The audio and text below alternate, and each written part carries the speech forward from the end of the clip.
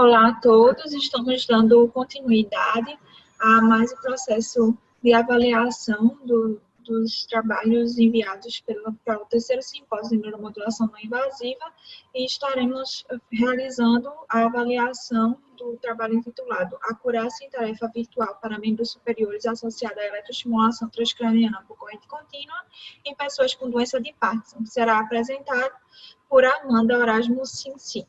Com ela está a palavra nesse momento e tem uma boa apresentação. Obrigada. Boa tarde. Então, como fui apresentada, sou Amanda Sinsic. Eu vou apresentar um trabalho que tem como tema Acurácia em Tarefa Virtual para Membros Superiores, associada à eletroestimulação transcraniana por corrente contínua em pessoas com doença de Parkinson. A doença de Parkinson é uma doença neurodegenerativa do sistema nervoso central, onde ocorre a degeneração da substância negra, localizada no mesencéfalo, no núcleo da base, que é responsável pela produção da dopamina, que ela está envolvida em diversas secretarias do núcleo da base, e a sua não produção acaba trazendo diversas comorbidades dos pacientes com doença de Parkinson, tanto motoras quanto cognitivas.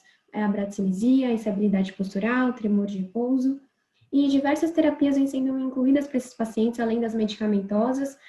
A fisioterapia é uma delas, e algumas técnicas, como por exemplo a realidade virtual, é muito interessante porque ela oferece feedbacks contínuos, melhora a aprendizagem motora, também traz para o paciente uma experiência muito próxima à realidade, além de ser divertida e lúdica para esses pacientes. E a eletroestimulação transcraniana por corrente contínua é um tipo de neuromodulação não invasiva que, quando aplicada de uma maneira eficaz, pode produzir diversos benefícios nas funções sensorimotoras e fisiológicas. E, atualmente, vem se encorajando o uso de terapias combinadas, então, por exemplo, da realidade virtual com o ETCC, e o nosso objetivo foi trazer esses benefícios e observar esse efeito a curto prazo da terapia combinada de ETCC com realidade virtual, comparando grupos ativo e sham sobre a acurácia em membros superiores desses pacientes com doença de Parkinson. Então, foi um ensaio clínico paralelo, controlado, duplo cego randomizado, foi apenas um dia de intervenção. A terapia combinada durou 18 minutos, uma amostra de 55 pacientes, onde 26 eram ativos e 29 eram sham. A área estimulada com eletroestimulação transcraniana foi a área M1, com o eletrodo anodal, e o eletrodo catodal foi a área supraorbital contralateral. A corrente utilizada foi de 2 mA, com 20 segundos de rampa de subida e 20 segundos com rampa de descida.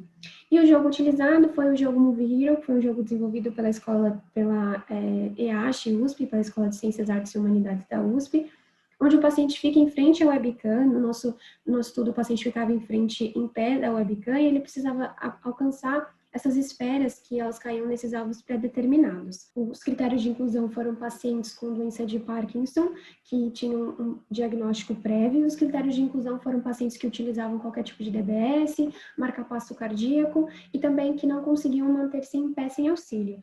A gente fez uma caracterização da amostra, então utilizamos o Mini Mental Test, a escala de Berg, a UPDRS, também o Mini Best Test e a Hoehn-Yahr também. Então, eu vou explicar rapidamente.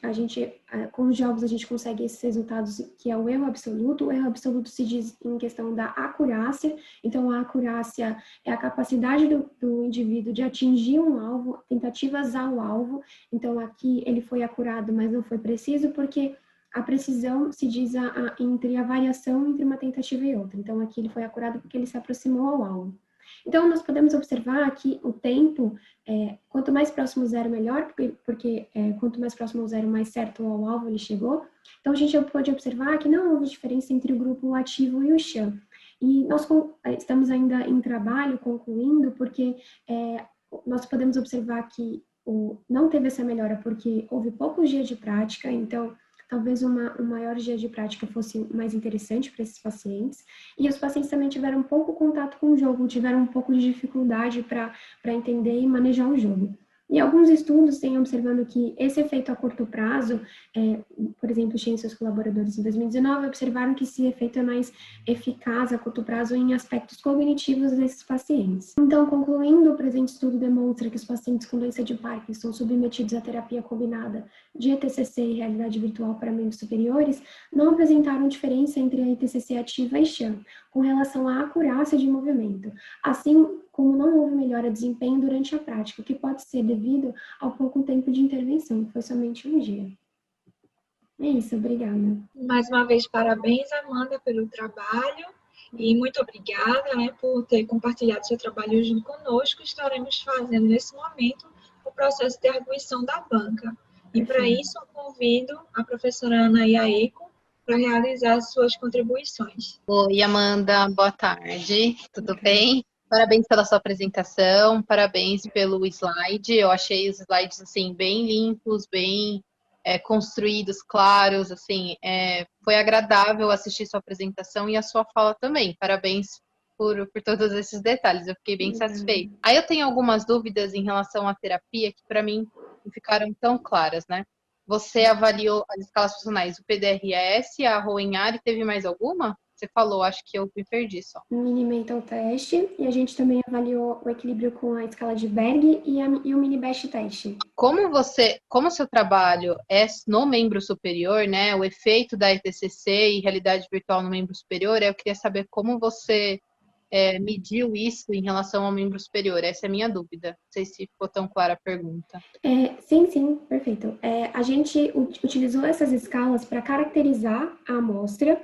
E o jogo Movio, ele tem um próprio mecanismo de avaliação. Então, a gente observa a acurácia do paciente, o quanto de acerto e perdas ele teve dentro do jogo. Então, a gente observou esses resultados.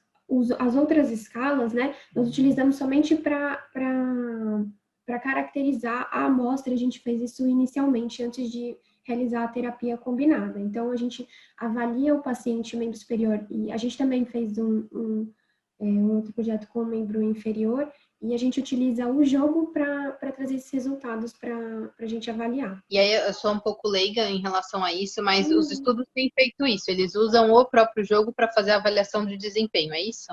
Isso, assim, jogos comerciais, como por exemplo o Nintendo Wii, o Xbox, tem alguns jogos que eles não fornecem esses dados específicos para o paciente, mas o nosso grupo ele desenvolve esses jogos que fornecem esses dados que você pode já obter na hora que você joga. Então, são resultados quanto à precisão, quanto à acurácia dentro do jogo. Então, esses jogos que nós desenvolvemos, eles avaliam dessa maneira. E também tem alguns estudos de outros jogos com outros tipos de pacientes, tipo, por exemplo, com AVE, com crianças com paralisia cerebral, que eles envolvem jogos para essas populações, né? Então, o nosso objetivo era avaliar dentro do jogo mesmo.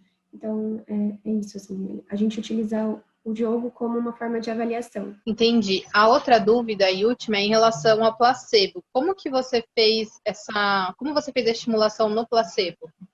Então, nós tínhamos um aparelho que teve uma pessoa, quem aplicou o ETCC mais a realidade virtual foi eu e mais uma pessoa, perdão. Tinha outra pessoa que passava códigos para a gente aplicava esses códigos no aparelho, e aí ele randomizava, já pré-estabelecia. Essa pessoa sabia qual paciente que ia ser chã e qual paciente que ia ser ativo, mas previamente sem eu e o outro terapeuta saber. E aí, na estimulação, a gente fazia a rampa de subida de 20 segundos, e aí, quando chegava nos 20 segundos, parava, e aí o paciente fazia sem a estimulação. Perfeito, obrigada pelo seu esclarecimento, Amanda. Obrigada a você. Oi, Amanda.